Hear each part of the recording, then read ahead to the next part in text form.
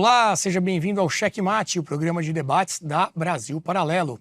Eu sou o Renato Dias, recebo aqui mais uma vez os deputados federais Arlindo Quinalha, do Partido dos Trabalhadores, e Ricardo Salles, do Partido Novo. Esse programa que coloca frente a frente visões de mundo opostas para debater os temas mais relevantes do Brasil.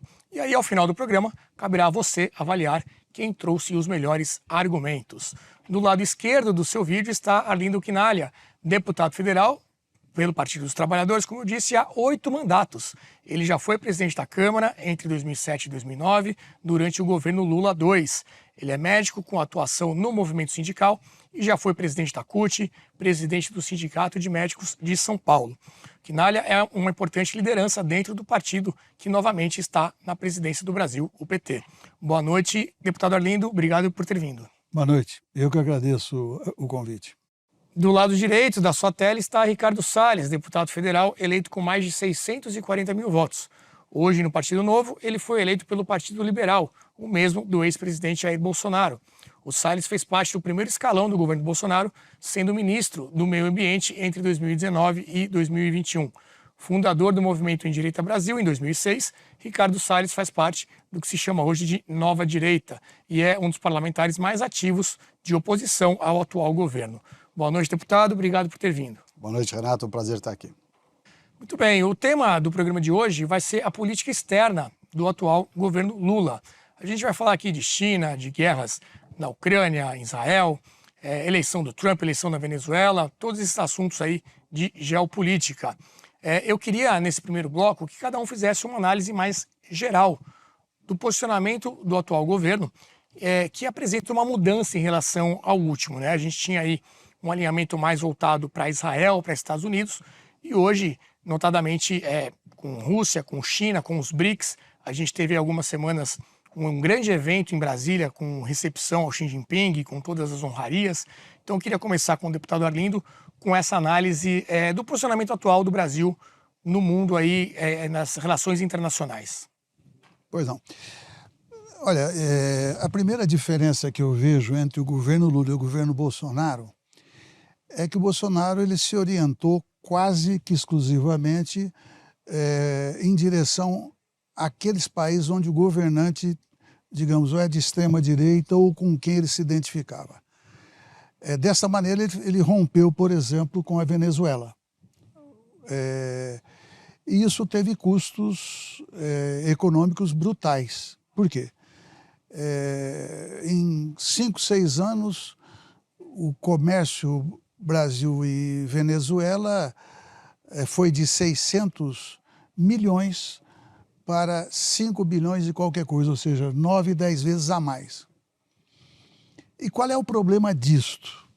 Veja, você não pode ter a pretensão de submeter um outro país àquilo que você acredita ser o melhor. Não. Você tem que respeitar a autonomia. Então, a primeira diferença é que o Lula, e essa é a trajetória do Itamaraty, não vem do governo Lula, ele vai na linha de buscar ter diálogo com todos os países, respeitando os processos internos, mas evidentemente que tendo posição política. E no caso da Venezuela, para seguir aí, é público e notório que o Brasil, ao fazer parte do Acordo de Barbados, ou seja, onde se reunia a base oficial da Venezuela e a oposição que se dispôs a fazer as tratativas, isso resultou, como em tempos passados, num grau de relacionamento onde o Brasil passou a ser a expectativa daqueles que apoiam o Maduro e daqueles que fazem oposição ao Maduro. Mas isso acabou tendo, digamos, um desdobramento que surpreendeu muita gente, que foi o Brasil não reconhecer o resultado eleitoral na medida que a Venezuela não apresentou as atas. Mas isso também vem tendo consequência, porque o Brasil ele vem perdendo espaço para potências extra-bloco, tipo China, tipo Rússia. Então o Brasil se enfraquece enquanto interlocutor, porque a Venezuela, o Maduro reagiu, o chanceler da Venezuela reagiu. Eu estou dizendo, mesmo com essa concepção, não é necessariamente que é um caminho sem problemas. Com referência a Israel, o Lula foi o primeiro presidente brasileiro que foi até Israel, foi lá no Museu do Holocausto, falou no parlamento de Israel, foi aplaudido de pé. Entre outros motivos, é porque ele sempre defendeu, a exemplo do Brasil, que aqui o judeu e o árabe têm uma convivência pacífica. Pode não ser com todo mundo, mas é pacífica. E aí o que ocorre? Aí tem, digamos, o problema da Palestina, que talvez seja o povo mais injustiçado da história. Por quê? Quando a Inglaterra, o primeiro-ministro de então, defendeu e executou a entrega de terras para a instalação de Israel, ali era a grande Palestina. Só ali foi 56% da terra para os judeus. Sobrou 44%. Quando a decisão da ONU, presidida pelo brasileiro, de que ia ser estabelecido o Estado de Israel, o compromisso era ter o Estado palestino, que até hoje não aconteceu. Bem, o Lula, quando houve o ataque do Hamas, ele chamou de um ataque terrorista. Mas isso, obviamente, não é suficiente para ele, então, concordar com tudo aquilo que o Netanyahu vem fazendo. O troco do Netanyahu, entre aspas, troco, matou mais de 40 mil palestinos, sendo que 70% são mulheres e crianças. Então, é completamente desproporcional. Então, ali é um problema que não começa agora, mas o Brasil, no governo Lula, nitidamente defende dois estados, um de Israel e outro da Palestina. Aí você tem a América do Sul, Milei. O Milei, ele se elege com, eu diria, um verdadeiro outsider. Ele estava numa situação que quase se dizia, não, ele está falando, mas não vai aplicar, de tanta coisa louca que parecia. E hoje, ele aplica essa política, ele anuncia que não ia mais negociar com a China, dizendo que não negocia com o comunista. Agora ele se aproximou da China. Da mesma maneira que ele tenta ser o representante de Trump na América Latina. Ele dizia que ia sair do Mercosul. Agora ele deu uma flexibilizada leve. Ele fala, não, vamos continuar no Mercosul, porém nós queremos ter o direito de fazer acordos bilaterais, sendo que a força do Mercosul é exatamente você ser um bloco, e nesse bloco o Brasil é responsável por 44% dos negócios intrabloco. O Brasil é fundamental, o Mercosul, como para a Argentina também é, como para o Paraguai e Uruguai, por motivos diferentes. 72% da exportação brasileira para o Mercosul é de manufaturados. Para os Estados Unidos, para a China não chega a 5%, em torno de 5%. Então, por sermos o país mais desenvolvido, com todos os nossos problemas, mas o Brasil então tem que entender que o Paraguai e o Uruguai são países menores, então tem o FOSEM, o Brasil é quem mais contribui, mas quem mais recebe dinheiro do FOSEM é Paraguai e Uruguai, e assim sucessivamente. Então eu acho que a principal diferença é que o Brasil continua sob Lula dialogando com todos os países da ONU. Então eu acho que a diferença é essa, e o resultado é concreto. O Brasil hoje voltou, se não igual, mas voltou a ter prestígio na cena internacional, coisa que o Bolsonaro não teve, ele ficou bastante isolado. Salles, sua opinião aí com esse alinhamento agora mais ligado à cooperação do eixo Sul-Sul, né, como dizem? Pois é, eu nesse ponto discordo do meu colega Arlindo por um aspecto. O Lula, quando ele, na campanha de 2022, dizia justamente que o Bolsonaro tornou o Brasil um pária internacional, sobretudo em razão das questões ambientais, mas não só, da maneira como a política internacional era conduzida, e que os acordos internacionais, as grandes questões estavam todas travadas em razão da postura do governo Bolsonaro. Muito bem, o Lula é eleito e muito daquilo que dizia que ia fazer, coisas que não são relativas à política internacional, que é pacificar o país, o governo do amor, né, o amor venceu, etc., isso não aconteceu. Mas do ponto de vista do Brasil voltou, que é uma frase de campanha do Lula, não me parece que o Brasil tenha voltado. Veja só, com relação a Israel, você começar pelo exemplo de Israel. O Lula disse que Israel estava cometendo um holocausto.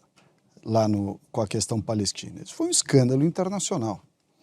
E, desde então, são várias medidas de hostilidade aos judeus, de certa forma, colocando o Brasil, se distanciando de um parceiro importante que sempre trouxe tecnologia para nós, sobretudo no agro, mas também na área de segurança e tudo. Acho que a postura do Lula em todas as questões internacionais são muito levadas e motivadas por uma pessoa que fica no bastidor, que é o Celso Amorim.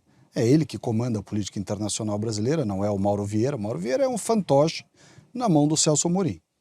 O Celso Amorim, por exemplo, foi enviado para ser o observador internacional da eleição na Venezuela. Quer dizer, você mandou uma pessoa que está engajada com aquele grupo, está engajada no Foro de São Paulo, na Aliança Internacional ou Sul-Americana das Esquerdas. Quer dizer, o Celso Amorim não tinha a menor condição de ser um observador isento da eleição na Venezuela. Tanto não foi isento que durante todo o processo, não obstante todas as arbitrariedades que o Maduro cometeu, os crimes, os assassinatos, as invasões de residência, né, as medidas de força mesmo que ele praticou e continua praticando, o Celso Amorim não foi capaz de emitir uma única palavra sequer sobre aquilo que estava acontecendo. A eleição na Venezuela foi flagrantemente fraudada. É uma coisa absolutamente inconteste. E o Brasil demorou demais para se colocar contra esses abusos, essas ilegalidades da Venezuela. Se isso abre espaço para outras potências, como China e Rússia, terem a sua influência aumentada na Venezuela, eu acho que pode ser verdade. Mas o Brasil, a pretexto de ter influência na Venezuela, não pode tolerar e aceitar que um vizinho como o nosso, que aliás está transferindo para nós grande parte dos seus problemas em razão daquela operação acolhida que nós estamos sendo obrigados a manter e a um custo muito alto, dos venezuelanos que fogem. Quer dizer, se a Venezuela fosse boa, as pessoas não fugiam de lá para vir para cá, elas iam fugir daqui para ir para lá. Né? É o movimento de Miami, é o movimento de Nova York.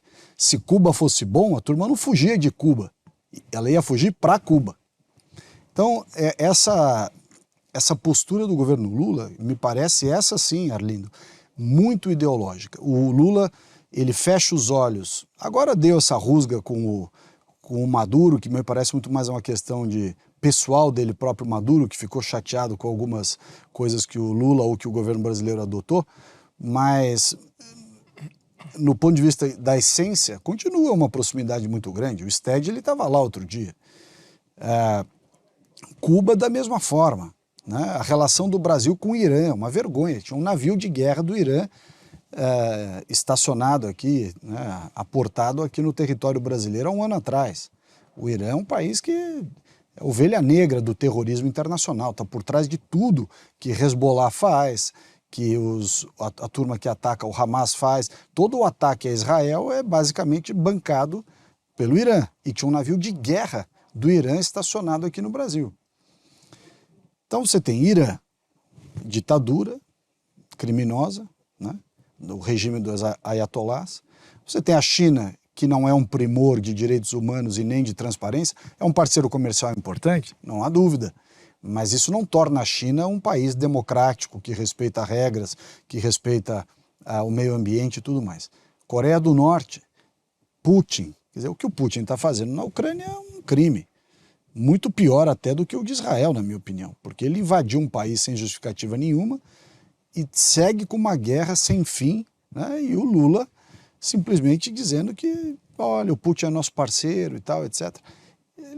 Ele está passando a mão na cabeça nessa história da guerra da Ucrânia. Agora com o Trump a coisa vai complicar. Eu acho que a política externa brasileira com Rússia, com China, com Irã, com Venezuela, enfim, com Cuba, né? O Brasil jogou dinheiro fora com Cuba nos mandatos anteriores de Dilma e Lula. Dinheiro emprestado a fundo perdido, com países africanos também, em geral com empreiteiras lá por trás para fazer esquema e desviar dinheiro. Então eles davam dinheiro para o país, para a empreiteira brasileira supostamente fazer a obra e dar rebate para quem apoiou e autorizou o empréstimo a fundo perdido. Tinha até aquela história de que a Cuba deu charuto em garantia do depósito. Nós não vamos ver esse dinheiro nunca. Isso tudo está voltando. Então, o que me parece? Esse governo, sim, é que pauta as suas relações por questões ideológicas claras, com países que são absolutamente antidemocráticos, países em que há crimes de assassinato, de perseguição, Irã, Venezuela, Cuba, etc. E pior do que isso, aquela história de que o Brasil teria melhorado a sua imagem no exterior e que, portanto, os acordos iam acontecer, o Brasil não conseguiu fazer um acordo. O acordo Mercosul-União Europeia, não obstante o Lula tenha ido lá bajular o Macron já falou, olha, eu não assino o acordo e ponto final, não adianta vir me bajular aqui. Então, por tudo isso, eu acho que a política externa brasileira, neste momento, e como foi no passado nos outros governos, ela sim está muito pautada pela ideologia. Eu não queria insistir aqui com o Salles na questão da China, considerando o peso, né, que ela tem na nossa balança, principalmente com o agro, com o minério, 30%, né, do que a gente vende vai para a China. Você não acha que é estratégico do Brasil estar junto a eles, estar mais próximo da China?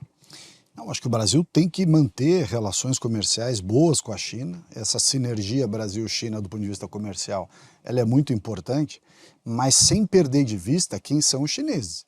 Não é porque o chinês compra grande parte da nossa produção agropecuária, compra nosso minério de ferro, compra matérias primas, né?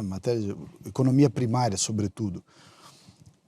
Isso não anula o modelo chinês de trabalhar. O modelo chinês de trabalhar é aquele que não respeita a concorrência, não respeita a propriedade intelectual. Os chineses não têm o menor apreço pelas instituições, né? Se você vê a maneira com que eles lidam com o judiciário, por exemplo, no país, você fala, eu jamais vou poder ter uma reclamação jurídica lá na China numa corte chinesa, diferentemente, por exemplo, de uma companhia americana. Se uma companhia americana fizer alguma coisa errada aqui no Brasil e você tiver que acionar uma companhia americana nas cortes americanas ou em Londres, eles vão responder. Na China, se você acionar uma companhia chinesa, eles não vão responder, até porque não existe companhia chinesa. Tudo lá na China tem participação estatal, né, pertence ao governo. Então, acho que nós temos que ter, sim, uma postura pragmática com os chineses do ponto de vista comercial, mas sem criar a ilusão de que eles serão substitutos dos nossos parceiros históricos, sobretudo por uma questão cultural, né? Então, economia é importante? É muito importante, mas a questão cultural ela é inafastável. Você tem um país que não valoriza instituições, não valoriza a democracia, não respeita contrato, chinês copia tudo, né? Tem até uma anedota que eu não sei até que ponto talvez o Arlindo possa dizer, quando a Embraer montou uma fábrica na China, 6 meses depois eles estavam com uma fábrica fabricando os mesmos modelos, ou seja, copiaram tudo. Lá não há respeito à propriedade intelectual, não há respeito a nada. O chinês não tem freio, né? Ele faz o negócio que tiver que fazer e acabou. Então, assim, vamos negociar com eles? Vamos. Vamos manter uma boa relação comercial? Sim, mas sem criar a ilusão de que eles vão substituir como parceiros, porque a parceria internacional, ela demanda que ela tem outras facetas que não apenas o critério fazer negócio. E as outras facetas que não são fazer negócio, os chineses são intratáveis. Deputado Arlindo, se quiser também explorar um pouco essa questão da China e outros assuntos que o Salles trouxe anteriormente. Não, mas antes eu queria fazer uma observação no sentido geral. Existe uma entidade jornalística conhecida mundialmente que faz um levantamento das democracias no mundo. 167 países foram estudados. Desses não chega a 15 aqueles países que são caracterizados como democracia plena. Então tem democracia plena, estes. Segundo, democracias imperfeitas.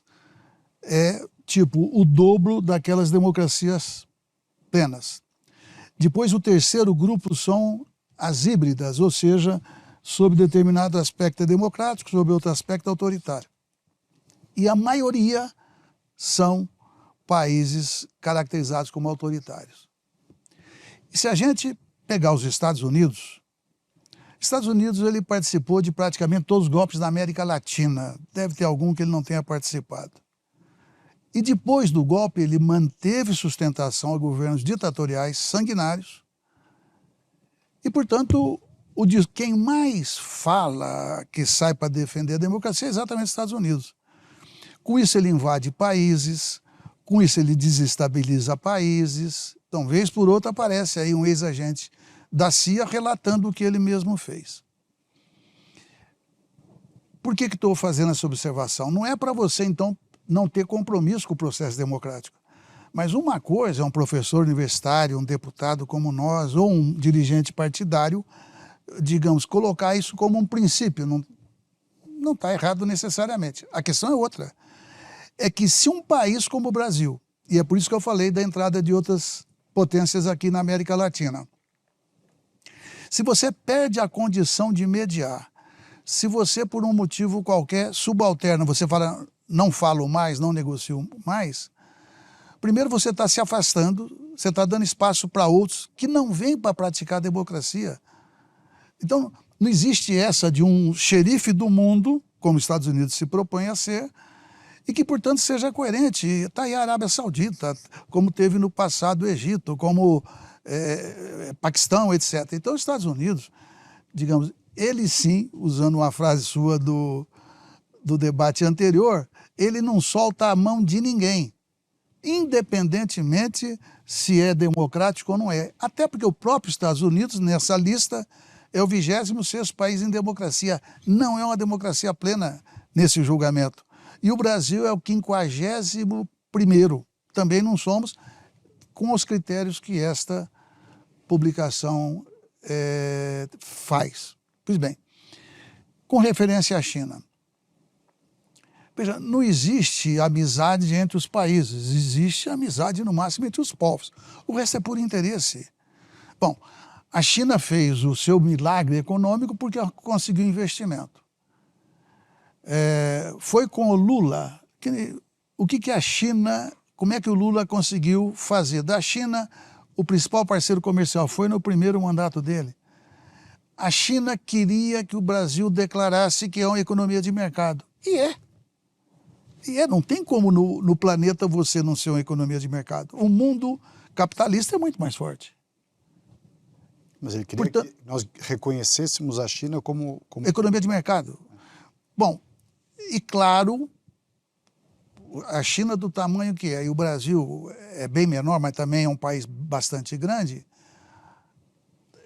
eu diria, o Brasil ou a América Latina, ninguém se sente ameaçado pela China, a não ser pelo seu poderio econômico. Ela está invadindo a América Latina com seus produtos. Tem que ter cuidado. Mas, de qualquer maneira, eu diria, houve uma complementariedade das economias. A China, com tanta gente para ser alimentada. O Brasil, lamentavelmente, que nós exportamos são commodities, minério. Mas, de qualquer forma, este comércio com a China cresceu e até agora não teve nenhum problema. Nem os Estados Unidos chamam mais a China como ditadura. Não tem essa conversa. O Trump, você falou agora da Ucrânia. Eu não tenho certeza que o Trump vai implementar a guerra Rússia e Ucrânia como fez o Biden. Ele, inclusive, andou dizendo que ele vai acabar com a guerra. Bom, e aí, veja, quando a União Soviética ela foi se extinguindo, Gorbachev fez uma reunião com James Baker, que era secretário de Estado norte-americano, que foi quem negociou. O que o Gorbachev tentou e conseguiu, aparentemente, é que a OTAN não se estendesse até o leste europeu, Rússia. Porque o que ocorreu? Foi fundada a OTAN em 1949. O Pacto de Varsóvia, que foi a antiga União Soviética, os países chamados socialistas, nunca teve socialismo na face da Terra. Então, eles fundaram o Pacto de Varsóvia. Fundado em 55, durou até 91, uma coisa assim, não tenho certeza. Mas a OTAN continuou. Chegou num ponto que a Rússia pediu para entrar na OTAN. A OTAN não aceitou. Bom, se você quer fazer uma tratativa de iguais, de respeito, de não invasão, por que não aceitaram? Mais de 10 secretários de Estado norte-americanos condenaram quando, lá atrás, o Clinton, rompendo com aquele acordo, em 96 ele começou a romper e começou a expandir a OTAN. Aquele que tinha sido o embaixador americano na União Soviética falou: isso é um erro grave, depois vão culpar a Rússia quando ela reagir. O Kissinger, lá atrás, pelo menos, o que ele falou? A Ucrânia, como é que foi a frase? É muito instigante. Ela fala assim, ela não pode ter, eu diria, a tranquilidade total, não é essa a palavra. O que é apropriado para a Ucrânia é ela ter um desequilíbrio, não, uma circunstância equilibrada, ou seja, é uma realidade você ter uma potência nuclear, como é uma realidade para o México, como é uma realidade até para o Brasil. Você tem os Estados Unidos, ninguém vai se meter a besta aí. Então, este equilíbrio, eu acho que o Zelensky, porque o Jeffrey Sachs, ele dá uma entrevista para um cara chamado Piers Morgan, e o Piers Morgan vira para ele e diz: eu percebo que você se sente à vontade em defender a tese da Rússia. Ele respondeu de forma brilhante e dura. Eu falei, porque eu conheço bem os Estados Unidos, ele sendo um americano. E ali o que ele relata? Que foi feito um acordo, não sei se foi em 2015, por aí, onde o Conselho de Segurança da ONU, por unanimidade, aceitou o acordo, Estados Unidos participou, a Rússia participou, a Ucrânia participou. Quase que no mesmo dia foram lá, invadiram os prédios, derrubaram o presidente de então da Ucrânia. Os Estados Unidos não levou um dia para dizer, nós apoiamos. Quer dizer, então eu não me iludo, sinceramente, eu não confio nessa relação de um país completamente amigo. Não, os interesses, e eu estou falando aqui que o Lula tem essa percepção e se orienta dessa forma. Eu acho que é um bom começo.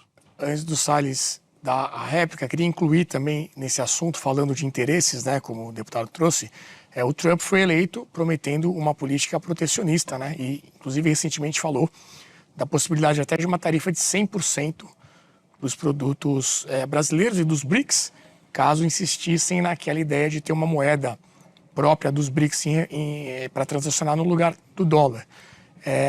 A direita como um todo comemorou a vitória do Trump por vários motivos, mas avaliando, né, essa postura que o Trump coloca de colocar os Estados Unidos sempre como interesse em primeiro lugar. Economicamente não pode ser ruim para o Brasil essa vitória do Trump, e aí você pode comentar essa última resposta e também essa análise em relação ao Trump e à economia do Brasil. Veja só, com relação à Rússia e Ucrânia, eu acho que na medida em que a Rússia se sente ameaçada pelo avanço da OTAN em território na Ucrânia, ela tem a legitimidade de agir. Claro. Qual é a questão que me parece subjacente a esse argumento? A ação que a Rússia está tendo sobre a Ucrânia é uma ação completamente desmedida. Talvez pelo mesmo argumento que fala-se de Israel em relação ao Hamas. Quer dizer, a Rússia está destruindo a Ucrânia completamente. Destruindo, é terra arrasada. Então, uma coisa é ela fazer uma ocupação e dizer, olha, está vendo que eu não estou brincando aqui, não ponham mísseis no meu quintal, né? Eu acho que ela está até no direito dela neste aspecto. Mas ela está indo muito além. Ela está destruindo o país inteiro. Mas não é porque também estão aumentando o tipo de armamento, percebe? Não, e a fraqueza dos europeus, o Trump, um pouco antes de deixar a presidência, foi chamado a aumentar a contribuição dos Estados Unidos para a segurança na Europa. Ele falou, não, vocês têm dinheiro, vocês pagam com o seu próprio dinheiro. Nós não vamos ficar tutelando vocês aqui para o resto da vida. E os europeus, em especial os alemães, acharam que era uma bobagem antes de começar a guerra da Ucrânia. Aí o Trump saiu da presidência, entrou o tio Paulo lá, o Joe Biden, na presidência dos Estados Unidos. O Putin viu a fraqueza do Joe Biden e falou, bom, eles não vão se meter aqui, eu vou fazer o que eu quiser. Com o retorno do Donald Trump, o encerramento das hostilidades russas, na minha opinião, e parece que já houve uma conversa nesse sentido, se deve muito mais a um respeito e a um medo, né, assim, uma certa cuidado que o Putin tem em relação ao Trump, diferentemente do Biden. O Trump vai dizer, olha, agora chega, porque agora se não parar eu vou intervir de verdade e a coisa vai ficar feia aí. Então é capaz de que quando o Trump assumir, as coisas se normalizem na Ucrânia, e é por isso que eu acho que é importante nesse momento, o Brasil, falando de política brasileira nesse aspecto, o Brasil se posicionar, porque de fato vai acontecer. Vai acontecer da Ucrânia, a Rússia parar as hostilidades, e o Brasil ficou, de certa forma, justificando o Putin, puxando a brasa para a sardinha do Putin e tudo mais. Eu não acho que isso seja bom. Os Estados Unidos é muito mais bom parceiro nosso do que Rússia, etc. Mas isso, enfim, acho que é uma questão secundária. China, de fato, é uma questão muito mais importante. O pragmatismo brasileiro em relação à China, ele é importante. Mas eu repito, nós temos que ter cuidado com a cultura chinesa que vem junto nos negócios. Uma coisa é você estabelecer uma relação comercial com um país que tem, de fato, como bem colocado pelo Arlindo, tem uma complementariedade grande. Nós somos um país para vender a nossa grande produção agropecuária, nosso minério de ferro e outras commodities, né? A China é um comprador em potencial insuperável. Quanto a isso, não há dúvida. Mas na medida em que a China vem aqui no Brasil fazer investimentos, infraestrutura, ferrovia, produção de energia elétrica, enfim, os mais diversos setores.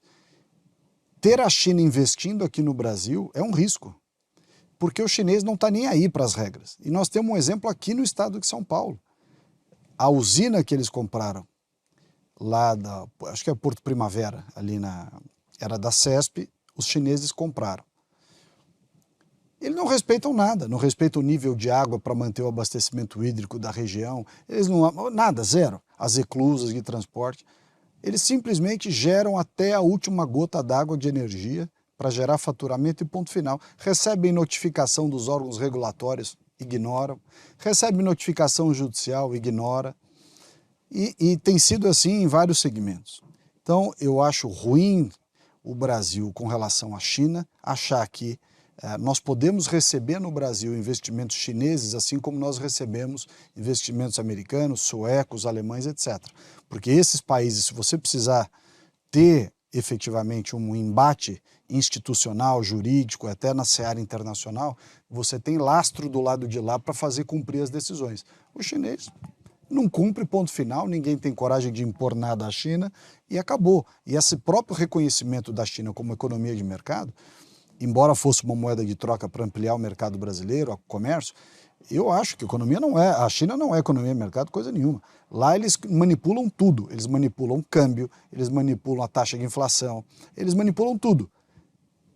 Você tem uma economia que não é transparente, não é economia de mercado. O Estado chinês está participando de nas tudo. relações internacionais, elas são de mercado. Mas o status de economia de mercado, ela não é pela relação internacional, é você ter dentro das suas regras de produção políticas de anticoncorrenciais, as políticas antitrust. Lá tem empresa privada, exclusivamente privada. Não, mas a empresa privada lá tem sempre um braço no governo. Não, digo exclusivamente privada. Tem. É minoria. Mas tudo bem. As grandes empresas chinesas são empresas em que o governo chinês é controlador. E eles manipulam absolutamente tudo. Você não tem respeito às regras de propriedade intelectual, manipulação de preço, manipulação de câmbio, dados de inflação. As estatísticas na China não têm nenhuma credibilidade. São estatísticas totalmente forjadas e manipuladas por eles. E não há quem cobre, porque não tem imprensa livre, então ali ficam elas por elas. Então, eu acho que a China não é economia de mercado. Enfim, e por fim, para responder ao Renato, a vinda do Trump de volta, ela tem uma conotação muito mais relevante no cenário internacional do que apenas uma discussão comercial. De novo, eu volto aqui a uma questão cultural mundial, uma questão de equilíbrio de poderes, geopolítica. Esse recado do Trump, essa visão dele mais protecionista, em tese, nos atrapalha. Em tese, é ruim para qualquer país que queira exportar para os Estados Unidos. Um país forte como os Estados Unidos se tornar mais protecionista, nos atrapalha. Mas nós também podemos fazer acordos com os Estados Unidos para diminuir o impacto dessa concorrência desleal. Até porque o aumento do protecionismo americano, ele está sendo, dito pelo próprio Trump, ele tem como foco a concorrência desleal chinesa. E desleal justamente pelo que eu acabei de dizer, não sendo economia de mercado, eles manipulam tudo, regras trabalhistas, custo de energia, regras ambientais, ou seja, é um país que é uma caixa preta. E aí ele produz qualquer tipo de produto praticamente a um custo incomparável, porque não respeita nada, nem propriedade intelectual, nem nada. E os Estados Unidos falaram, olha, vamos botar um breque nisso. O Brasil é um país que pode se prejudicar? Pode, mas o Brasil tem condições de fazer um acordo com os Estados Unidos para sair dessa vala comum que está sendo desenhada para a China especificamente.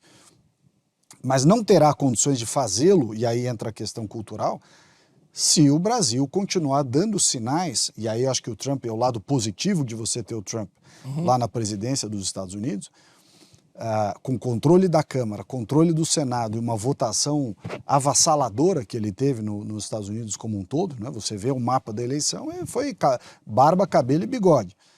O que o Trump tem de relevante? Ele vai colocar a ordem no mundo, sob a ótica liberal, sob a ótica de respeito às liberdades individuais e no Brasil em especial, da maneira, e nós discutimos isso um pouco no programa passado, na maneira como o Brasil vem degradando as condições democráticas em razão do exacerbamento de um poder sobre os outros, né? Supressão de redes sociais, prisões preventivas sem razão, né? Quebra de sigilos, enfim, uma série de arbitrariedades. Os Estados Unidos, e o Trump sofreu isso lá, enquanto estava antes de voltar a ser presidente, ele sentiu na pele, né? Então, acho que com isso, neste aspecto, o Brasil, se continuar nessa linha, não terá a interlocução importante que deveria ter para não cair na vala comum dos chineses do ponto de vista de protecionismo.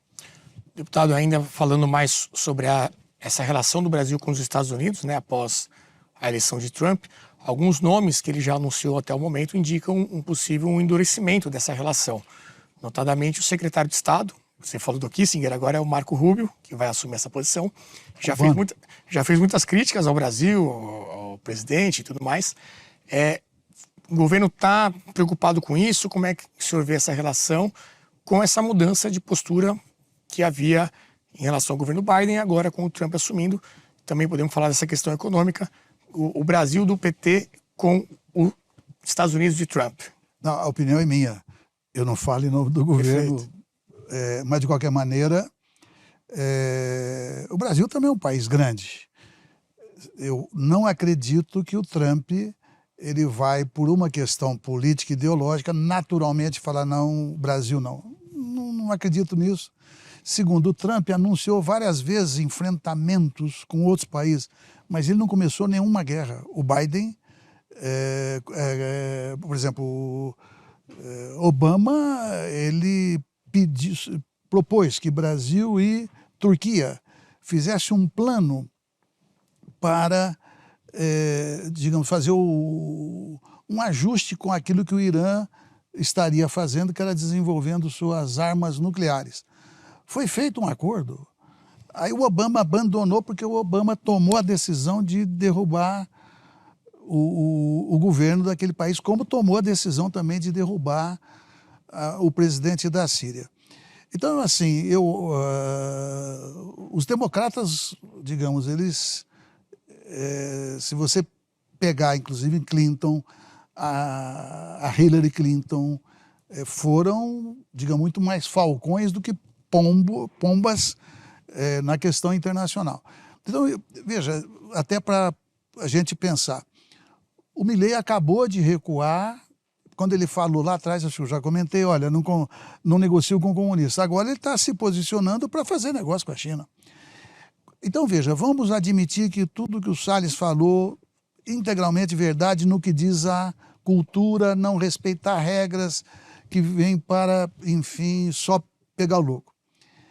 Mas a responsabilidade de você fiscalizar é do país.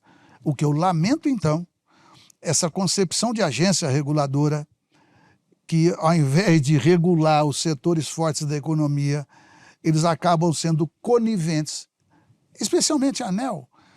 Vamos esquecer os chineses, vão pegar a Enel aqui no estado de São Paulo. O que está acontecendo é multa para todo lado, eles não pagam, não querem nem saber. Então, existe uma falha nossa, covardia das instituições nossas. Porque, veja, se alguém vem para usufruir, para azarar o país, nós não podemos permitir. seja qual país for. É que eu acho que é o termo covardia, só uma pequena... Eu tenho covardia, você está sendo muito elegante, né? Há no direito uma linha de pensamento que chama-se teoria da captura. Né? E o que acontece com parte das agências reguladoras brasileiras é que o ente regulado, ou seja, o setor privado que deveria comanda a agência. Tomou a agência, tomou conta da agência. Mas historicamente, veja... E tomou conta da agência, porque os senadores a quem compete indicar os membros das agências reguladoras são lobistas das empresas privadas. Então você tem senadores fracos, e a palavra correta é corruptos, que estão a serviço das empresas privadas e deixam passar na sabatina para a agência reguladora alguém que é, ao fim e ao cabo, lobista da empresa privada. Então, mas veja... É isso que acontece. Então, mas o pior é que a concepção, eu sempre fui contra essa concepção, porque nos Estados Unidos, a agência reguladora, de fato, era o braço do Estado numa economia ou num segmento completamente privado ou uma boa parte privada. Aqui não. Aqui nós criamos as agências, na época do Fernando Henrique, para regular quando eram empresas estatais. Depois foram sendo privatizadas. O dia que você conseguir, digamos, em parte brincando, mas veja, eu não conheço nenhuma agência reguladora que honra a sua função. Eu não acredito, exatamente porque há captura, como você, usando o seu conhecimento aí, eu não conhecia esse termo, mas vou incorporar. Então, a captura é desde sempre. Por isso que eu estou dizendo, eu acho que o problema é que, da maneira como é concebido, a gente não consegue mudar diretor. Por que não consegue mudar diretor? Na verdade, porque você muda deputado, você muda presidente da República, você muda governador, não muda diretor. Mas é a mesma lógica da discussão de Supremo. Na verdade, os mandatos de agência reguladora, eles têm termo fixo, podem ser prorrogados, mas mediante um processo administrativo e a decisão do Senado, sobretudo a CCJ, que é a quem compete, o Senado pode destituir um membro de agência reguladora. O problema é que... Como pode também, em tese, destituir o ministro Supremo. Exatamente. E por que não fazem? De um lado, eu diria que pelo lado do judiciário, não fazem porque tem rabo preso, porque você tem gente ali que fez coisa errada, fez corrupção, fez um monte de porcaria, e aí cada vez que ele põe a cabeça para fora para querer mostrar alguma independência, a turma chama de lado e diz, olha, esses processos são todos seus, então baixa a bolinha aí e não faça nada. No problema da agência reguladora é diferente. O problema da agência reguladora, no mais das vezes, é que aquele que foi indicado para o cargo, ele já vem com a encomenda do setor privado para de certa forma, acochambrar aquela situação. Parece que sim, né? Porque... Exato. E aí, é uma coisa interessante, eu poderia citar um exemplo aqui, mas não vou citar para não gerar responsabilidade aqui para o Brasil Paralelo. Mas tem um determinado segmento regulado que cada grande operador desse segmento tem um diretor da agência. Para manter o equilíbrio político ali do troço, eles lotearam a agência reguladora entre os principais agentes de mercado e cada um indicou o seu. E todo mundo sabe, quando fulano foi para sabatina no Senado, já dizia, esse aqui é o representante do grupo tal. Aí trocou a segunda cadeira, não, agora é a vez do grupo tal indicar. Quer dizer, isso num país sério, punha todo mundo na cadeia. Punha os diretores da agência, as empresas que os indicaram e os políticos que votaram. Porque essas pessoas só assumiram a cadeira passando por sabatina. Então, se a pessoa que passou na sabatina diante de um caso desse, só tem duas hipóteses. Ou quem o avaliou na sabatina é debilóide, não sabe fazer o trabalho, ou estava vendido para a empresa padrinha daquele diretor. Quer dizer, nós temos que chamar as coisas pelo seu efetivo nome. O que aconteceu no mercado de agências reguladoras brasileiras, em vários segmentos, é que houve uma captura. É a primeira vez que eu chamo de covardia e alguém fala que eu fui moderado. Covardia é um termo forte. Mas de qualquer forma, assim, o sentido geral que eu avalio é que o Brasil tem que jogar com o seu tamanho. Obviamente que nós temos uma economia que, ao longo do tempo, a gente não conseguiu ainda. Uma vez foram os deputados da China lá no parlamento do Mercosul, no Parlasul. Sabe quando você fica com vergonha? Quando os caras relatavam em que prazo que eles viraram a potência que viraram. Então, no início do século XX, nós éramos mais industrializados do que a China. Quer dizer, não é a única, eu diria, não é a única variável, mas... então, aqui, eu penso que todo o esforço... Então, você pega... acabou de acontecer a COP29 no Azerbaijão, né? Bom, o que os países dependentes, digamos, de financiamento dos países ricos queriam era 1 trilhão e 300 bilhões, se não me engano. Bom, o que saiu dali de compromisso dos países ricos foram 300 bilhões. É bem melhor do que os 100 bilhões que eles não colocavam também. Vou continuar não colocando. Pois é. Isso é um desafio, porque aí você vem economia verde, transição energética. O Brasil tem uma grande, eu diria, vantagem, que a energia mais limpa do planeta está aqui. Né? Inclusive, deputado, vou até aproveitar, o senhor entrou na questão ambiental para fazer já uma próxima pergunta. Esse é um assunto bastante comum, né, na questão internacional. O Brasil sempre como uma referência, protagonista nesse assunto. O deputado Salles foi ministro, inclusive. Como é que o senhor está avaliando o atual governo nessa questão ambiental, de atração até de investimentos, economia verde? Há quem diga que o Brasil voltou a ser um grande polo de investimentos e atrair esse dinheiro, e há quem diga que é uma grande decepção, que não está conseguindo colocar em prática aquilo que foi prometido, inclusive como agenda de eleição, né, de promessa de governo. Sua avaliação e como o Brasil está se desempenhando? Primeiro, você me fez lembrar de uma frase do Salles. Quem disse que não se importava do Brasil virar uma pária, pária foi Ernesto Araújo. Foi Ernesto Araújo.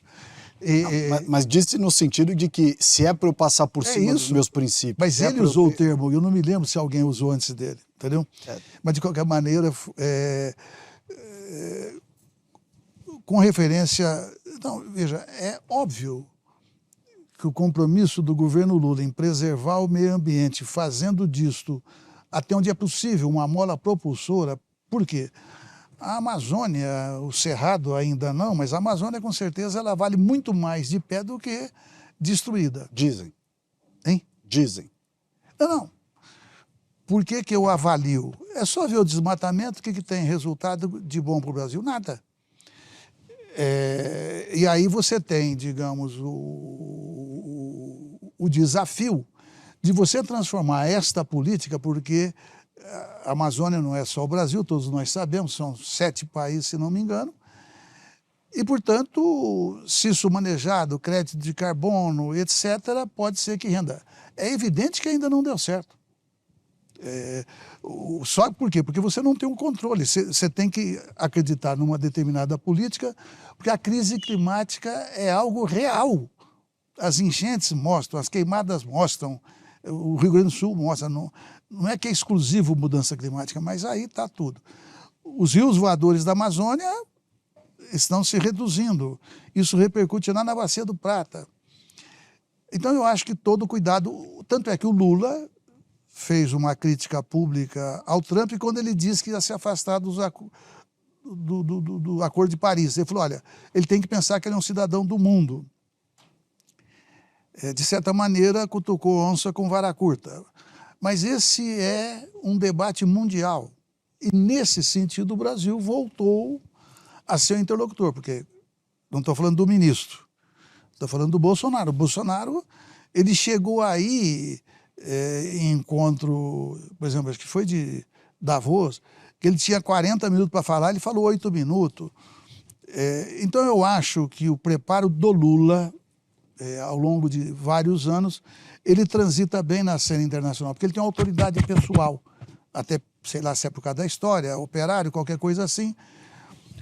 E quando ele, por exemplo, se relaciona com Macron, eles têm uma relação pessoal, amistosa, mas o Macron está contra o acordo União Europeia e Mercosul, e o Lula está batendo pesado na defesa.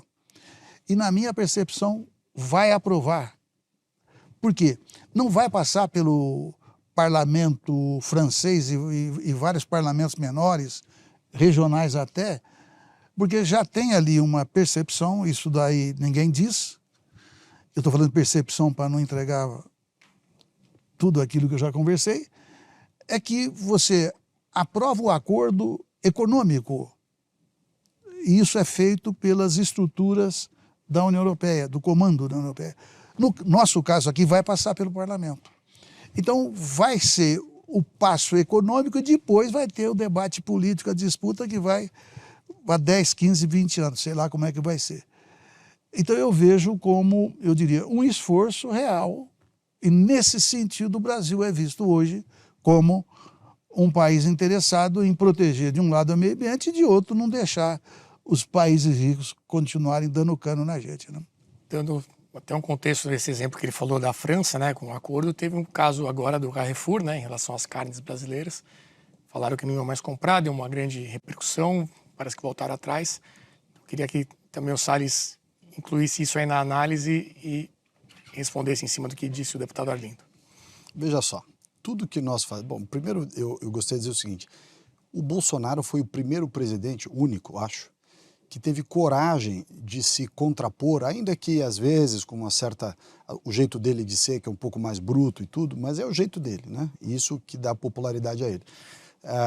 Ele foi o único presidente que teve coragem, de certa forma, se contrapor a certos lobbies, a uma certa hipocrisia dentro dessa agenda ambiental internacional, que serve muitas vezes, e sobretudo pelos europeus, muito mais como uma barreira não tarifária. Então você usa o discurso ambiental, não pelo ambiental em si mesmo, mas como uma desculpa para esconder o protecionismo, para esconder a ineficiência dos produtores, nesse caso específico franceses e irlandeses.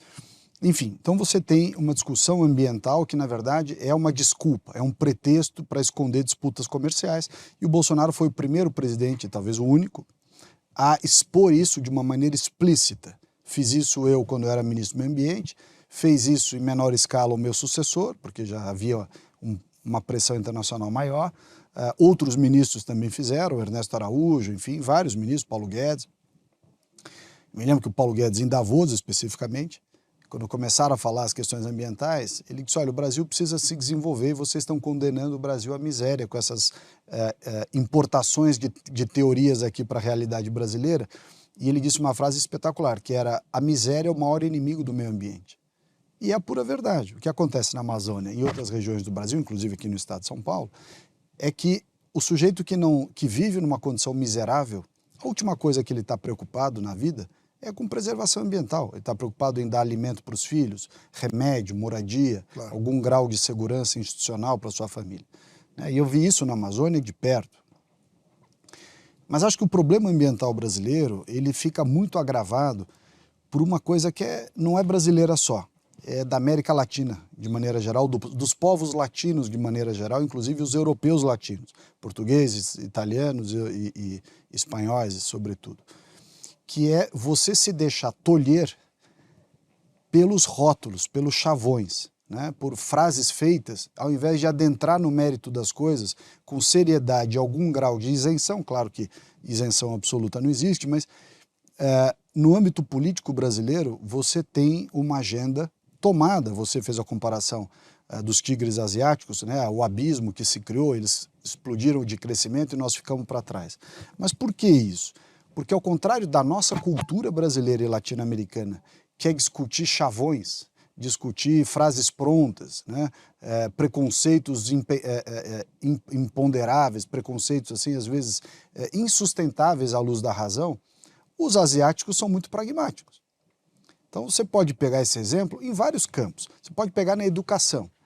Enquanto aqui no Brasil você tem jovens de 40 anos fazendo o terceiro curso de filosofia à custa do dinheiro público na USP, né? O cara primeiro estudou a história da Mesopotâmia com dinheiro público.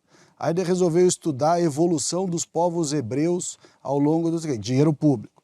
Aí pela terceira vez, olha, literatura comparada de Marx com Hegel, com dinheiro público. Com dinheiro privado ele faz o que ele quiser, mas com dinheiro público devia ser proibido. O dinheiro público deveria fazer o que a China e os países asiáticos fazem. Olha, a matéria que você vai estudar, o país precisa do quê? Engenheiro, químico, né? Então você vai estudar física, química, matemática. Ah, eu não tenho jeito para isso, não tem problema. Entra na FAAP, qualquer faculdade privada, com o seu dinheiro você estuda filosofia da Mesopotâmia. Mas com o dinheiro público brasileiro você vai estudar o que o Brasil quer formar.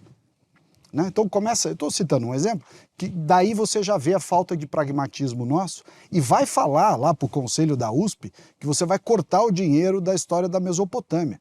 Os caras fazem um quebra-quebra na CRUSP, fecha a Paulista, interdita a Marginal, um monte de gente com carro que o papai deu vai lá protestar contra a injustiça do fechamento do curso da filosofia da Mesopotâmia. Então, de cara você já vê a diferença com o tigre asiático. Lá o chinês, que a turma diz que é economia de mercado, o chinês chega lá e fala, ó, filhão, você vai estudar química, o seu filho engenharia e a sua filha vai estudar física. Ah, eu não concordo. Não perguntei se você concorda, é isso que você vai estudar e ponto final. Senão você vai estudar lá fora com o teu dinheiro. Lá não tem esse papo de o conselho da universidade, a participação social, né, o terceiro setor, a ONG da carochinha. Lá não tem isso. Parece a ONG da carochinha que é o seguinte, o cara está morto. Então, aqui no Brasil, a falta de pragmatismo nossa e o excesso de reverberação dos anseios filosóficos da nossa sociedade, né, latino-americana atrapalham de cara. Outro exemplo, que aí diz respeito a nós parlamentares. No governo do presidente Bolsonaro, eu ainda era ministro, nós fizemos algo fundamental, que era a reforma da Lei Geral de Licenciamento Ambiental. Basicamente para fazer o seguinte, Arlindo, você tirava o excesso de gasto de energia em coisas fúteis e concentrava a energia em coisas relevantes.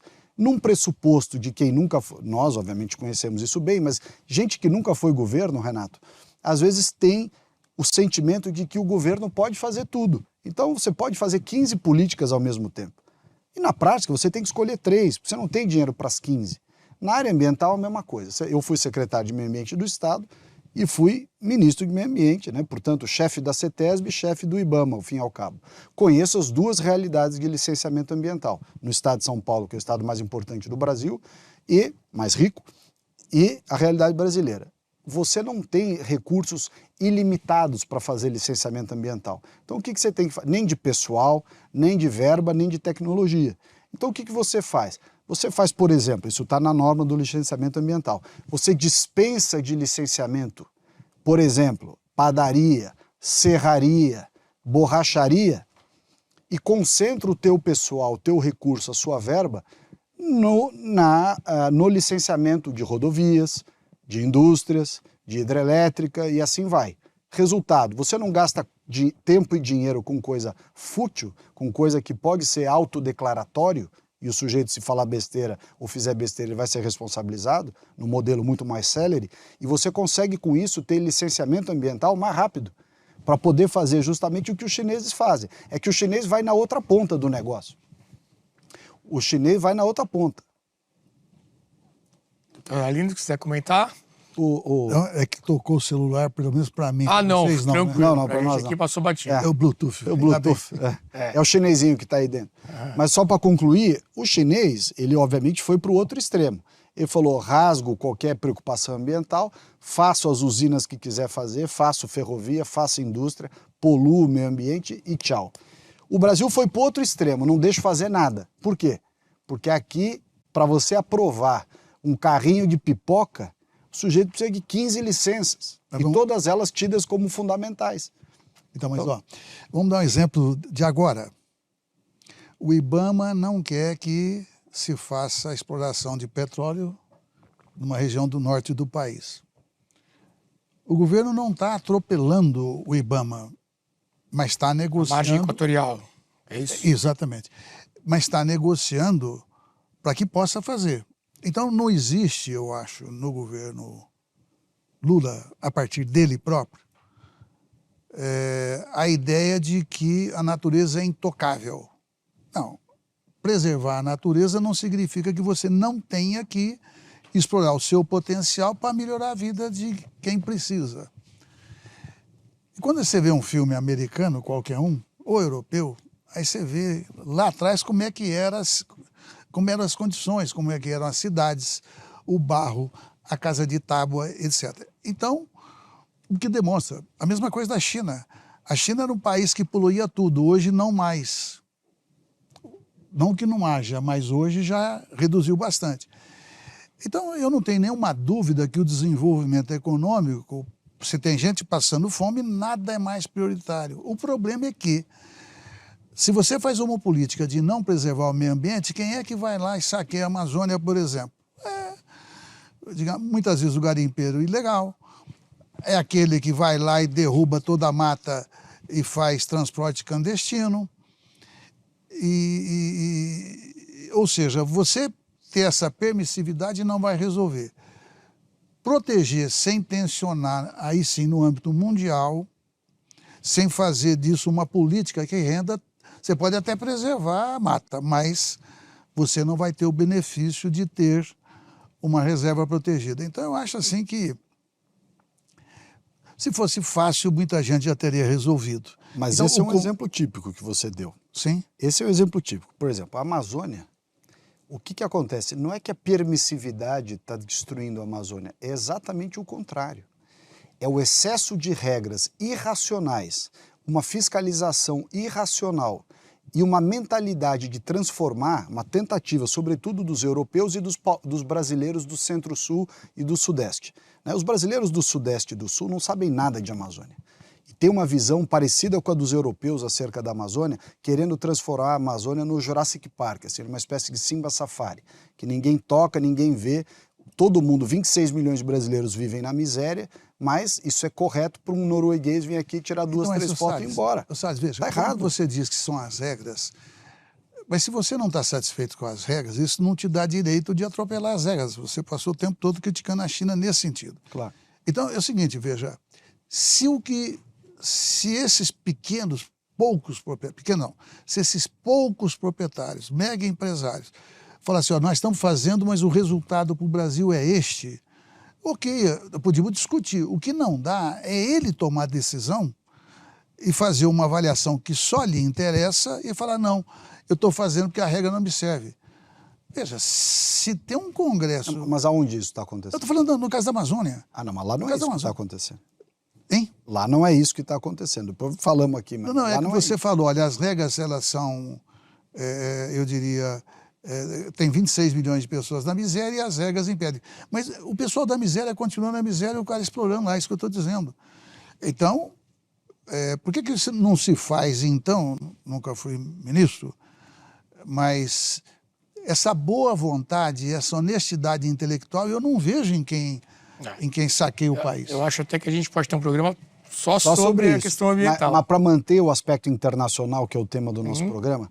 Inclusive, a vitória do Trump pode influenciar muito nessas regras. Pois é, eu posso aqui dar um depoimento, porque eu vivi os dois mundos. Eu era ministro com o Trump, presidente dos Estados Unidos, e aí peguei ainda durante uns meses, 6 meses, eu acho, o Biden, presidente dos Estados Unidos, 6 ou 8 meses, não lembro. E eu vi uma diferença brutal entre um grupo e outro. Inclusive, eu trouxe para o Brasil, levei para conhecer a Amazônia, o equivalente a ministro de meio ambiente. Lá eles não têm meio ambiente, quem controla o meio ambiente lá nos Estados Unidos é o EPA, que é o Environmental Protection Agency. E eu trouxe o Andrew Wheeler, que era o chefe do EPA, para conhecer a Amazônia. Levei ele a Manaus e tudo e tal. Isso é do governo Trump. Isso do governo Trump. Mas o governo Trump não queria ouvir falar de discussão, de parcerias na área ambiental, era um não assunto. Quando entra o Biden, e o Biden aponta o John Kerry como o enviado especial para o ambiente e o clima, logo de cara marquei uma reunião com o Kerry. Tive 5, acho. 4 ou 5, não me lembro. E o Kerry, ao contrário da maioria da turma do Trump, muito equilibrado. E eu estou dando um depoimento sobre o governo do Biden. O John Kerry e o número 2 dele, que agora eu não me recordo o nome, 2 pessoas extremamente ponderadas, objetivas, né, bastante claro. E o plano que nós tínhamos para a preservação da Amazônia, que era extremamente atacado pelas ONGs brasileiras, eu levei para o John Kerry, dizendo basicamente o seguinte, Arlindo: nós temos que fazer na Amazônia o que se faz numa cidade. Você faz um plano diretor numa cidade dizendo, olha, aqui é comércio, aqui é residência, aqui eu vou permitir indústria, aqui é corredor de ônibus e tal, etc. Mas você tem um plano. A visão das ONGs e de muitos que estão no governo, no Ministério da Marina, é uma visão de sem plano. O plano é não faça nada. O plano é don't touch, como diz o americano, não encosta, não põe a mão. Pode até dizer, olha, nós queremos desenvolver, mas ao fim e ao cabo, as medidas do governo, da Marina e daqueles que a cercam são, às vezes eles não confessam isso, mas tem no seu âmago um sentimento que é não toca. O melhor a Amazônia é não tocar, não fazer nada. Quanto menos fizer, melhor. E isso é absolutamente irrealista.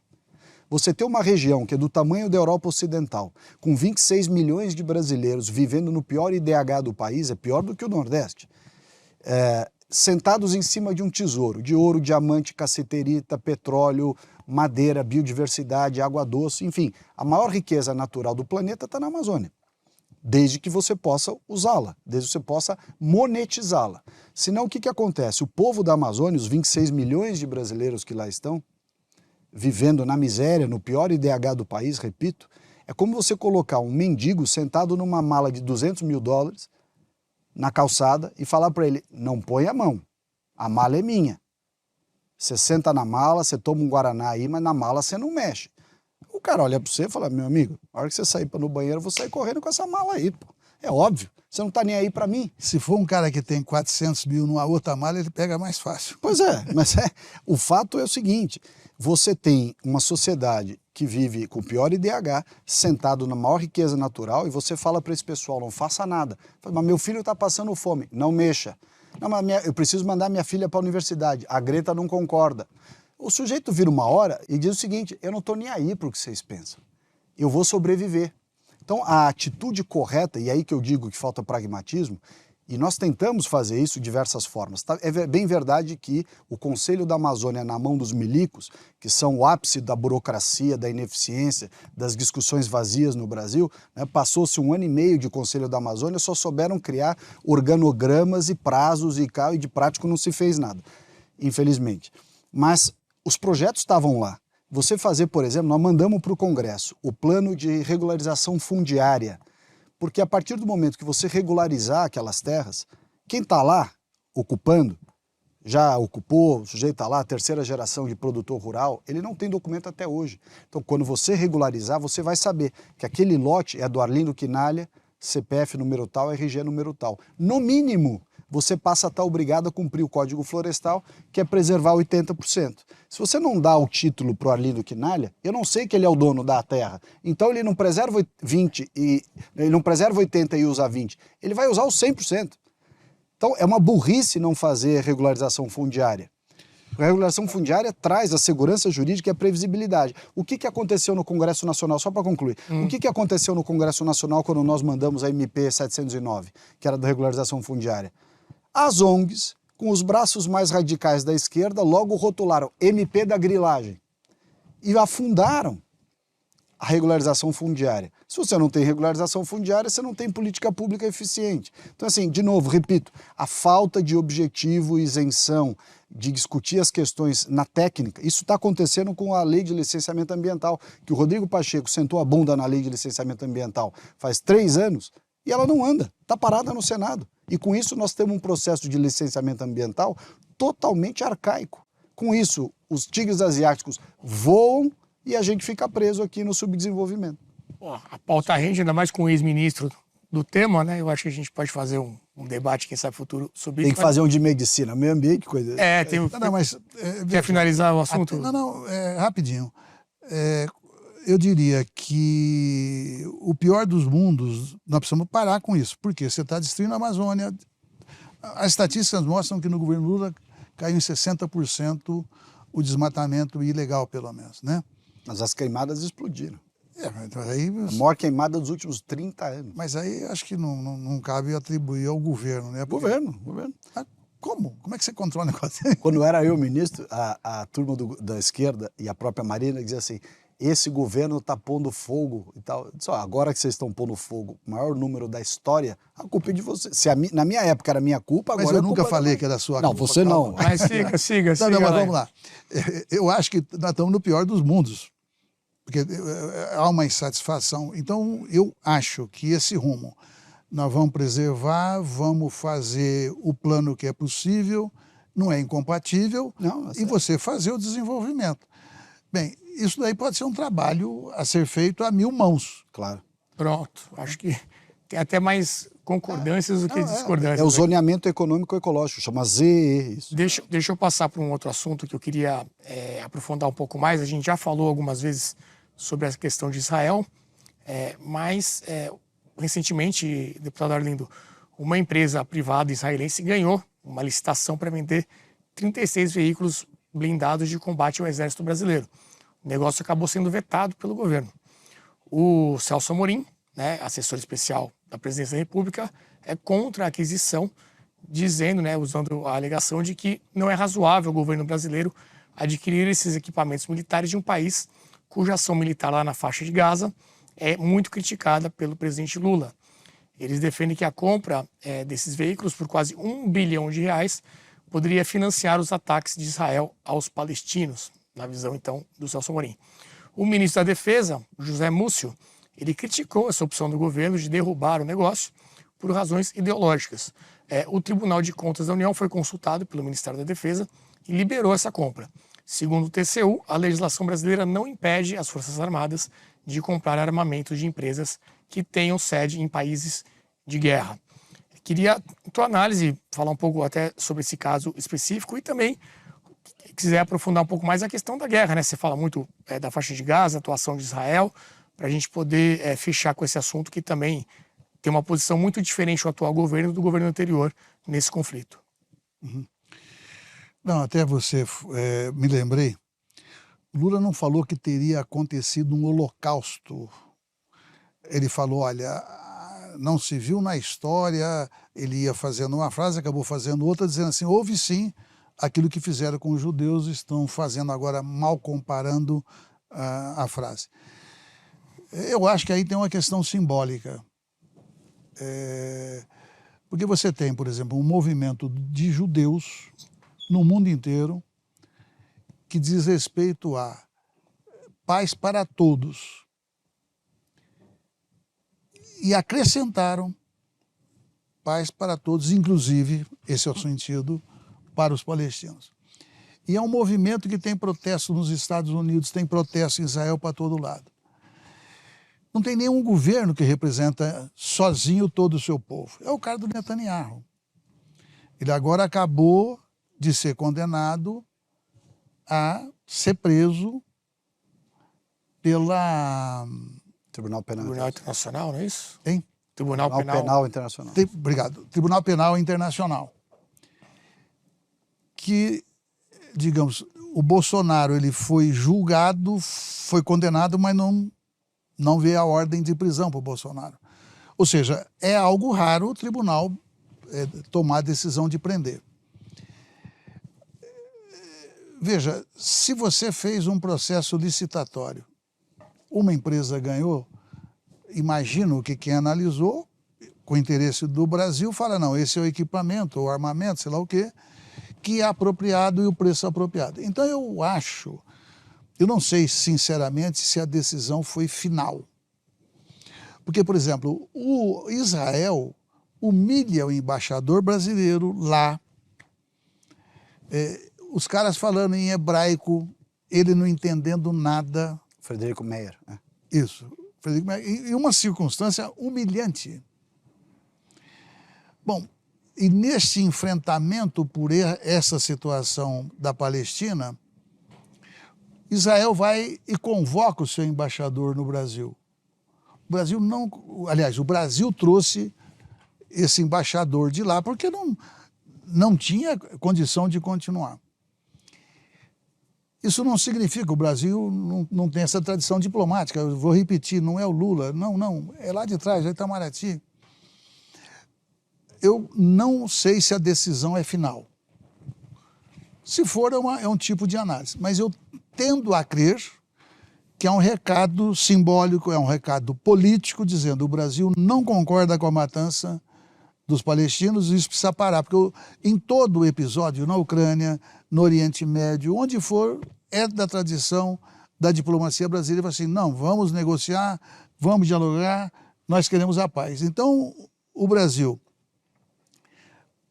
o Bolsonaro na questão Rússia e Ucrânia, o que não era o seu perfil, ele vai lá buscar o fertilizante lá. Foi lá na Rússia, ficou numa sala, porque não estava vacinado, muito bem tratado, claro, e ele então justificou a sua atitude, digamos, de não condenar a Rússia por causa do fertilizante.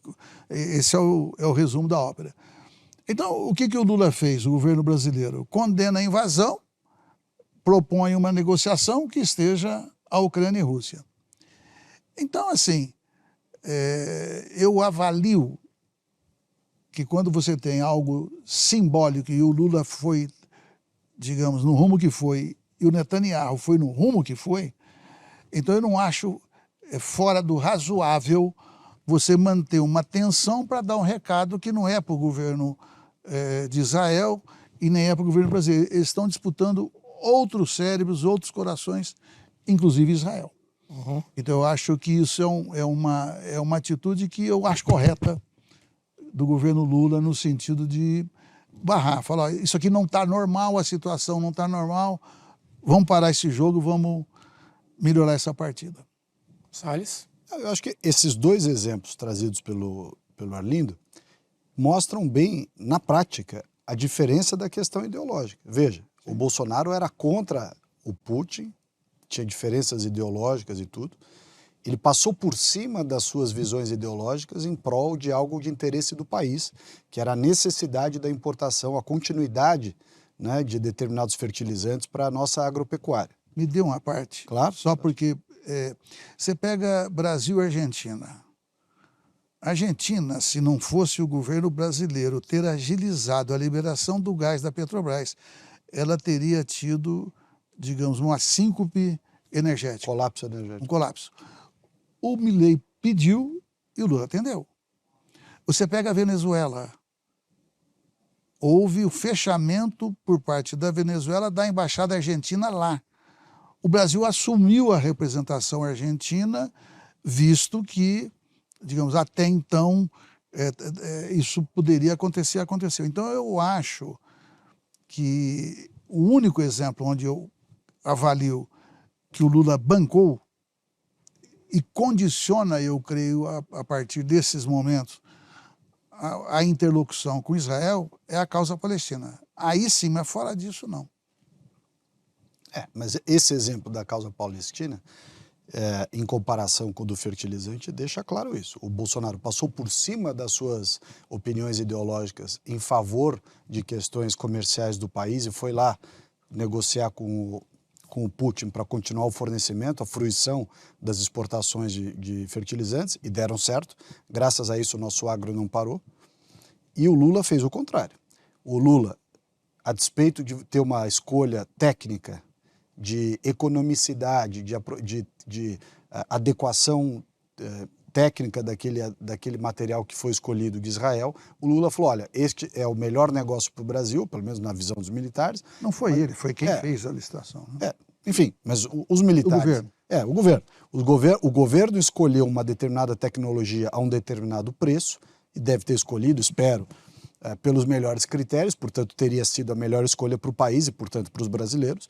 E Lula falou, olha, ainda que seja essa a melhor escolha, eu não vou deixar fazer, porque eu quero sancionar Israel em relação a isso. Mas isso não é incomum. O Bolsonaro, na minha visão, o Bolsonaro fez pior. Que é, por questão ideológica, ele apoiou tudo aquilo que o Estado de Israel fez. Não é o povo judeu, o Estado de Israel. Eu acho isso muito mais grave, porque você nunca viu ninguém defender, eu não consigo defender, acho que foi um erro político grave. A leitura internacional é que o Netanyahu estava para cair. E aí a guerra salvou o mandato dele e ele continuou, de certa forma, fomentando o aumento da escalada militar como maneira de continuar no poder. Tanta gente. Não, que o Netanyahu tinha esse problema político local e que a guerra o salvou, porque em momento de guerra há uma tradição em Israel de que a política se fecha em torno de quem está sentado na cadeira e deixa para discutir depois do fim da guerra as divergências políticas e até judiciais. Isso é fato, isso é conhecido internacionalmente. Mas o que acontece é que o alinhamento brasileiro com aí tirando as impropriedades e os problemas pessoais do Netanyahu, que muitos amigos meus, inclusive, que são de direita e são judeus, dizem que o Netanyahu não é grande coisa. Então, eu não estou defendendo o Netanyahu. Eu estou simplesmente dizendo o seguinte, que o alinhamento, e eu volto para aquela questão cultural, que eu reputo muito importante, de concepção de mundo, de valores, né? Valores e concepção de mundo.